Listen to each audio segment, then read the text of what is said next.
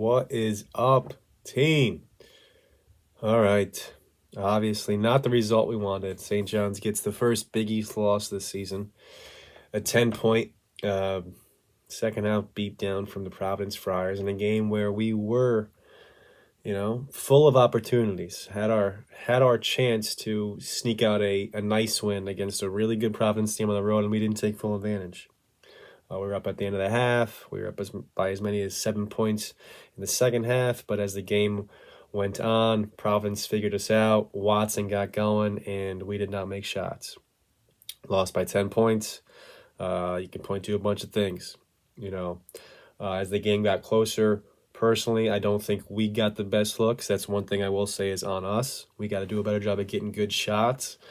Coaching staff has to do a better job of demanding better shots. Players have to do a better job of working hard to get good looks and knowing what is and isn't a good look.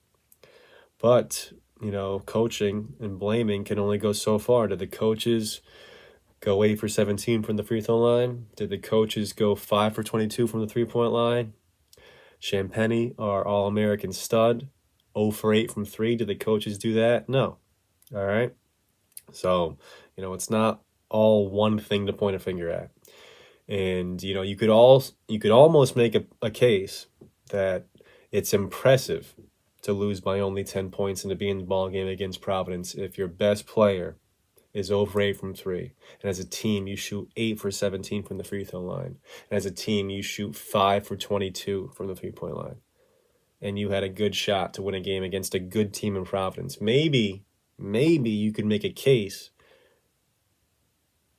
that the coaching staff didn't let you down. It was the players. Now, I'm not going to, sit here and cross off all the blame from the coaches. There's plenty of things. I thought the timeout usage is skeptical. Second half, Providence stormed back to take a 2 or 3 point lead after being down 7, and it took all that time to call a timeout. I thought we could have snuck one in there earlier. And that's been an issue from time to time. Stanley played seriously, some serious ball to start the second half. A steal, a finish, fronting Watson, making him work for everything. And I don't think we saw him again for a while. And for what reason, I don't know. And I will also say that I was surprised that he got the first nod in the second half because Wheeler played so well in the first half and they went to Stanley first in the second half. That didn't make much sense to me. But still, Stanley played well enough where it was like, whatever, all right. And then he didn't get him back in. And then Wheeler played great too. NY and Soriano, not so much. Smith had a couple of good minutes in the first half. Looked like maybe he learned his lesson, but second half, not so much. Didn't hit some open shots. He was 2 for 7 overall. Again, continuing on his rough shooting stretch this season. And we could really use some perimeter pop in our backcourt. Because Posh is an attacker and Wusu is an attacker and a distributor. We really don't have a gunslinger, some guy that can really get going from the perimeter. And, obviously tonight with Champ going over 8, we could have used some help. Would have liked to see Smith hit a couple more shots. Would have liked to see Coburn, I think he was healthy, give a chance out there to hit a shot or two. Maybe we could have played some zone in the second half. That's another thing you can point the coach to because, as the game got on and it became a half court, back and forth affair, Providence, they knew what to go to. They get the ball to Watson, there's a good chance he's getting 2 points or a free throw. We don't have that same, money go-to guy. Especially tonight when Champ, and I've said this before, he's capable of going off like he did last night on these jump shots and making, 5 or 6 out of 7 or 8, and he looks incredible, unstoppable. But those same shots are not always going to go in, Tonight, those shots that he missed are basically the same shots he made against DePaul. There's really not much difference about it. But you live and die by those long, tough jump shots. And on nights like tonight, you go 0 for 8, and you're not leaving yourself much wiggle room. So, I saw that coming. I think most of us could have saw that coming. You let Champ, bail himself out by shooting jumpers all night, and you're liable to, have an off night like this. He's really got to get it. When I say he, I mean coaching staff, the players have to have a concerted effort at getting him going towards the basket, getting good shots close to the paint because he's an automatic player, 6-7 feet inside. finishes through contact, finishes off the glass, can finish with a dunk, can finish with a layup, can finish with a little baby hook or a pull-up. He's money inside the paint, and he's a fantastic jump shooter, which sometimes I think hurts him because he falls back to it. Tonight it was all jump shots. 0 for 8 from 3, 5 for 19 overall, which means he was 5 for 11 the rest of the way. I don't know, at least a few of those were long long 2-point jumpers. But inside the paint, he's money. So we got to find a way to work it. And whether it's pick and rolls, whether it's getting him some screens on the baseline to, cut and post up low, whatever it is, it's on him, it's on the coaching staff. It's on all of us. And that's the thing. When we're blaming coaches and players, it's never that cut and dry. Never that cut and dry. Even when we think, what is coach thinking? Who knows if coach didn't tell player X, player Y to do exactly the opposite? And of course, at this stage in the game, if over and over again the players don't hear what the coach is saying, then yeah, it's a problem. But right now, I'm not so sure. And we can't be so sure because this is a first-year team. You take away the 3 players with experience, Champagny, Posh, and Wusu, which, no coincidence whatsoever, are the 3 best players on the team. Maybe that's because they have the most experience with the coaching staff. Maybe it's because they have the most experience, with this system. That's a big possibility. And, I kind of lost my train of thought there because I'm kind of pissed off. But, you got to expect some growing pains. And I don't find it surprising that the 3 best, most consistent performers on our team are the guys that are most, familiar with the system. So I don't blame the players. I don't blame the staff. I blame the situation. And doesn't mean I'm happy or content with it. Just, I don't think there's a reason to, blow this whole thing up. We had a bunch of transfers out. I said then I don't think it's a shoo-in we improve no matter who we bring in. And we brought in quality transfers. And I was excited about the transfers. But I said then 100%, there's no way to tell that this is 100% an upgrade from the players that left. And you can look at a player-by-player basis. You can look at it as a group basis. It doesn't matter. There's so much more that comes into it. Familiarity with the system, chemistry with the players, being comfortable with where you're at. And it doesn't matter how anyone's doing at their new stops or anyone's doing at their previous stops. All that matters is a team last year, we had some good stuff going. And I knew it wasn't going to be easy to replace. And I'm by no means counting off or writing off the rest of the season. I'm saying I'm not that surprised. I'm surprised when Champ goes 0 for 8, and I think if he has a better night shooting, we compete and could easily beat a good Providence team on the road, which tells us we have a good team, So I don't think there's any reason to burn it all down and say we can't be better.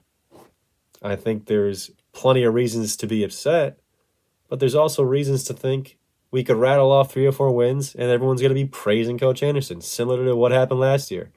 I mean, we were 7-6 last year. And 1-3 in the Big East, 1-4 in the Big East, something terribly awful. Coincidentally, when we turned the season around is when we went to Connecticut. And that's where we go next game, at UConn. So hopefully we can have similar results, get a nice big road win, and turn the season around. But it's way too early to say it's not going to work. We can say it's not working right now. We can say we haven't played great right now, even tonight. I'm not saying we played great. Obviously, look at those shooting stats I said. We had 12 fouls in the first half, all right? Who cares who's reffing the game? You can't have 12 fouls. You can't put yourself in position to have 12 fouls. Soriano, you can't complain about an obvious foul to start the second half when you have 3 fouls. You have to be smart enough not to be in that position. You have 3 fouls. Coach is relying on you to be smart enough to start the second half with 3 fouls. And I hate when, I saw a couple people say, why is coach even playing him to start second half? Listen, either he fouls out or you foul him out yourself. Not playing him is the same as him fouling out. So give him the chance, teach him a lesson, and hopefully he's smart enough. But if you don't play him because he's in foul trouble, that's the same as him fouling out, right? And he didn't even foul out. He finished with 4 fouls. So it's not like he fouled out. Sometimes I think coaches are too conservative, worrying about people getting into foul trouble. And this is a negative, honestly, but it's almost a positive. Our bigs, there's no difference between the 4 of them in all reality. Soriano, Wheeler, Stanley, NY, they're all about the same. So if one's out and the other one's in, it doesn't really matter. You might as well play the ones you want to play. If one fouls out, just bring the next one in. So I won't even worry about pulling your bigs in terms of foul trouble. Soriano, 4 fouls in 15 minutes, 2 points, 2 rebounds, 2 points, 3 rounds, 1 assist. Obviously not his best game playing against a big guy. I thought pound for pound, Stanley did the best guarding Watson in the post, fronting him in the start of the second half. Did a good job. I thought NY did a pretty good job blocking shots for the 2 minutes he was in, and I thought Wheeler played the best game he's played in the St. John's uniform. Hustled his ass on defense, took good shots, battled for Wheeler, but you can't ask him to battle with Wheeler for long stretches of the game. He's just too thin. But like I said, let's go down the line here. Wusu. Let's talk about this for a second because I know people are going to come at me because I'm the biggest Wusu fan there is, and I love the guy. I talk all the time about how he's a fantastic passer, and I am not backing down that one bit. Here's the thing. Those 5 turnovers he had today, a few of those turnovers can't happen. There's no excuse, all right? Sloppy passes, lazy passes, he's not focused. A couple of those turnovers, about 2 of those 5 turnovers are turnovers that he's being aggressive. I thought in the second half, he passed to Champagne on the baseline. If Champagne followed through on the cut, it would have been a layup. Another one, he drove baseline, tried to dish it off to Wheeler or Stanley. Didn't come through there because Providence made a good read. But those are good, aggressive turnovers that if they work, they're going to lead to baskets.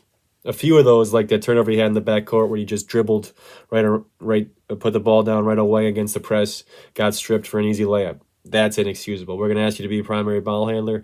You got to be more secure with the basketball. A couple passes on the, to the wing over a guy's head out of bounds, inexcusable. But him being aggressive as a passer, we need that. There's no one else that are setting people up. I mean, Posh has been more aggressive as a scorer, but besides Posh from time to time, it's really Wusu and no one else setting up anyone else for easy baskets. All right. He's become our main primary facilitator, and he's a really good passer.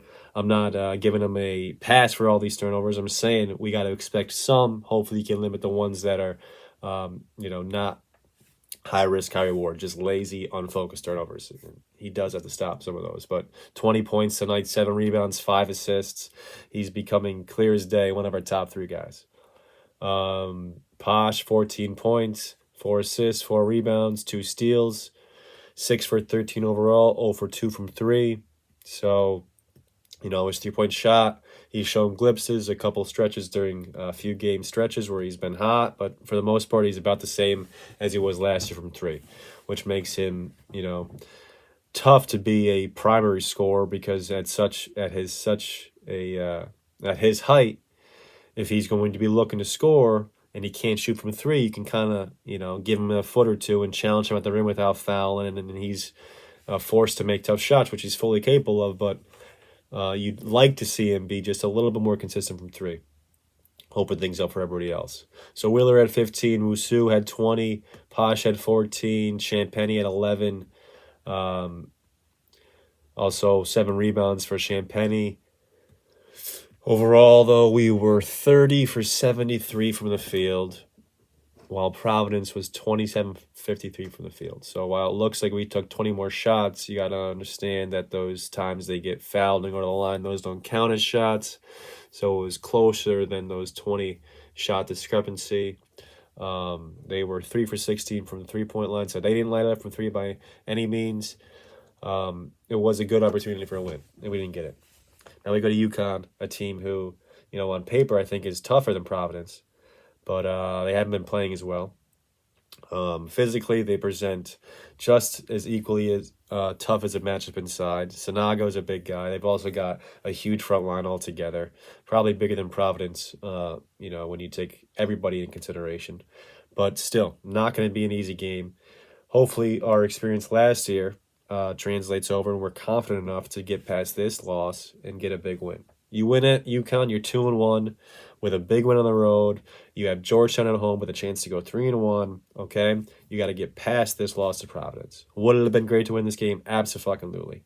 Did we have our opportunities? You betcha. Did we lose to a team that was favored to beat us? Yeah. All right. So you beat UConn. You turn the tables, then you have all the momentum in the world to get a nice win against Georgetown at home. You're 3-1 in the Big East. We're not that far away from being in a great spot. Am I wrong there? No, I'm not. But if you want to look critically and you want to think, shit, the sky's falling, we could lose to UConn, be 1-2 with all the pressure in the world playing against the Georgetown team you're supposed to beat at home. All right? So you might as well take advantage of this game at UConn. You win, you got a free game. You lose, shit, pressure's on you. All right? So, guys, thanks for tuning in. Sorry it took me a while. I've been having a long fucking day. I think I'm coming down with a little bit of cough. But thank you for tuning in. Please subscribe, rate, review. Follow me on YouTube. Say hello to your neighbors. And until next time, I've been D'Angelo Harrison. This has been Pat Kane. Peace.